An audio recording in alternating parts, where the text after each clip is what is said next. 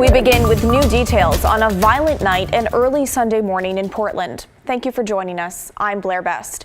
Portland police have responded to 2 triple shootings on the east side. One man died, marking the 34th homicide in Portland so far this year. Evan Watson joins us in the newsroom with the details. Evan. Blair, the man who died was shot in the Cully neighborhood on Northeast Killingsworth. We saw people gathered outside of a home there when they learned that the triple shooting had now turned into a homicide investigation. They told us to leave. 2 triple shootings in one night in Portland. Police say one man died at the hospital after being shot near a home on Northeast Killingsworth in the Cully neighborhood. 2 other shooting victims, a man and a woman, had minor injuries that were treated at the scene. A contrast to a bright and cheerful Sunday morning. Been walking out this morning, it's quiet, the sun's shining, it's like feels like a nice community space a lot of the time. Grant Smith lives a block away from the other triple shooting in Portland, just after midnight Sunday. Police say 3 people were shot at a bar in the Lloyd district. Paramedics provided trauma care on scene at the Capitol Bar and Lounge on Northeast Broadway. I guess it's something that happens around here a lot, but it's not something that I encounter a lot in my daily life, you know? It feels pretty idyllic a lot of the time, so it's kind of wild, the transition between that and this. Sunday morning, some signs of chaos could be seen inside the Capitol Bar's locked doors. Broken glasses, flipped tables, and items left behind in a hurry. Smith was surprised to learn about the shooting this morning, but says he feels safe and secure walking around his neighborhood at night. These things do happen once in a while, and when they happen, they tend to stick in your brain a lot, but I don't want to let that affect what I'm going to do on my day-to-day. The homicide in Northeast Portland is the city's 34th of the year. For both triple shootings, Portland police say the suspect or suspects left the scene and no immediate arrests have been made. The medical examiner is still determining the cause of death for the man who died in the Cully neighborhood, and so his name hasn't been released so far. Detectives are asking for information about either of these shootings in Northeast Portland. Blair. Evan, thank you. Well, one person is still missing this afternoon after running into trouble swimming near Cannon Beach. Just 15 minutes ago, the Beaverton School District identified the person as Jacob Stokes, a senior at Mountainside High School. His body has not been found. Fire and rescue teams have been searching for Stokes near Tolovana Beach since Friday afternoon. That's when officials first got the call that 4 victims, all students from the Beaverton School District, were no longer visible from the shore. Authorities say 2 students were able to get out on their own, and firefighters rescued a third. That 4th person, they say, has not been found. Well, family and friends of one of Portland's latest homicide victims held a vigil in his memory last night. 37-year-old Justin Jokey was shot and killed on Tuesday night in the Hazelwood neighborhood. Portland police got a report of a shooting near the intersection of East Burnside and Northeast 122nd Avenue. When officers arrived, they found Jokey dead. A vigil was held near this corner of Northeast Portland as family and friends tried to come to terms with what happened. 100%, especially the way it happened. It's terrible. It's getting bad out here and it needs to stop. And 100%. Shocking as hell. So far, no arrests have been made, and the mother of Jokey's 9-year-old son has a GoFundMe to help with the funeral and other expenses. Well, we have new details on a fatal crash that happened last Tuesday in Northeast Portland. Police say 81-year-old Joanna Sunseri has died from her injuries. Just after 1:20 p.m., police were called to the intersection of Northeast 15th Avenue and Broadway. Sunseri was crossing the street on Northeast Broadway when the driver turned the corner heading westbound on Broadway and hit her. The driver is cooperating with police and was not arrested or cited. There have been 19 deadly traffic accidents in Portland so far this year. Well, these hot temperatures have county leaders on high alert since the heat can cause dehydration, among other problems.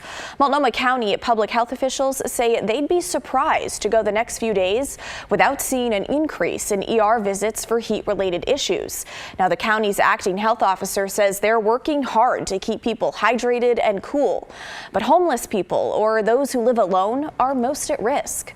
Now, as of this afternoon, there have been no heat-related deaths from this most recent heat wave. I think we're going to hear about more emergency room visits for heat-related illnesses. And if we have deaths, I suspect it won't be, yesterday or today. but maybe starting tonight, tomorrow, because as the heat accumulates in your buildings and in your body, and you become more and more dehydrated, and all those effects accumulate.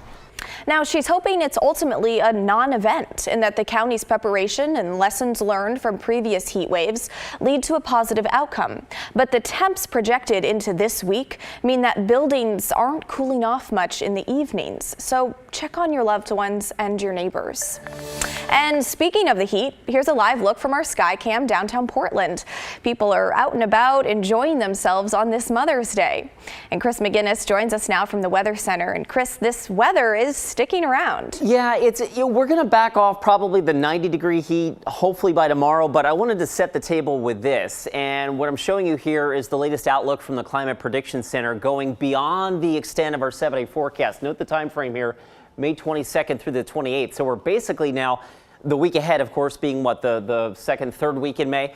This will be the fourth week in May, and we're still favoring the likelihood of above average temperatures as we get into that time frame. So regardless of the nuances in our temperatures over the next 3-4 days, the trend here is to keep the Pacific Northwest warm and generally dry right on through not only the 7-day forecast, but probably the next 5-8 days beyond that. So it's just kind of letting you know there.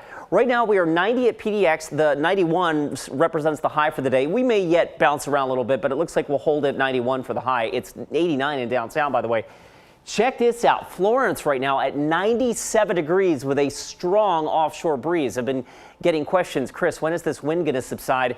It will subside tonight. The east wind is going to back off, but the temperatures are going to remain very mild overnight. And what we're watching for tomorrow is this system that is pinwheeling itself out of the Four Corners and up across the state of Oregon. That will eventually bring it some slightly cooler weather, but also, Blair, check this out, a chance of some afternoon showers and thunderstorms on Monday. I'll walk you through that and, of course, have a look ahead to the week ahead in just a few minutes. All right, Chris, thanks so much. Well, Multnomah County election staff are working longer hours to help you get your ballots in on time. Both the main elections office on Southeast Morrison and the Voting Express Center in Gresham were open on Saturday. They'll be open again on Monday from 8 a.m. to 7 p.m. and on Tuesday, that's Election Day, from 7 a.m. to 8 p.m. That's the election deadline. Now, the office hours are for anyone who has a problem, from a lost ballot to a changed address. And to save time, you can get things started before going to the office in person. They can start the process on their own with the order ahead replacement ballot online.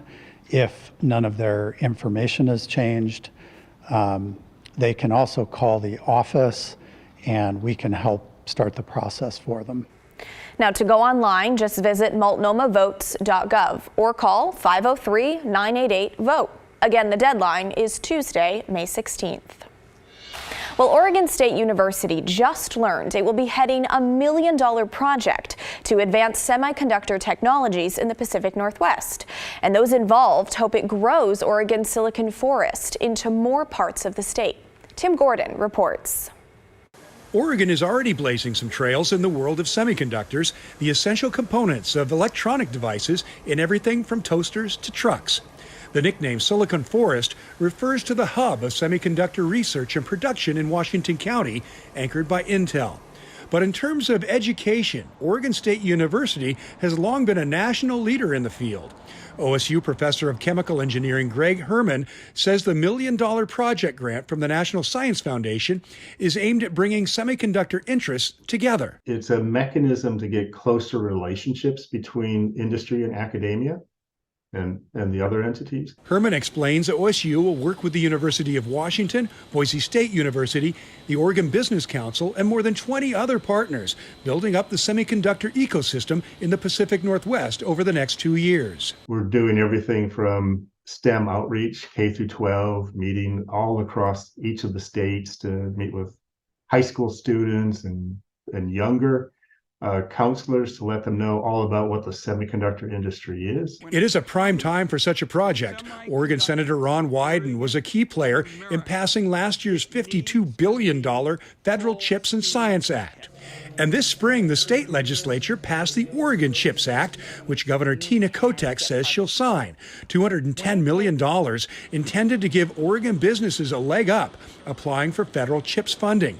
Herman hopes that and OSU's efforts on the project will grow the Silicon Forest far beyond its hub in Hillsboro. I'd like to see that we're actually building opportunities out into the other regions in Oregon. So seeing Eastern Oregon, Southern Oregon expanding in the semiconductor space. Tim Gordon, KGW News.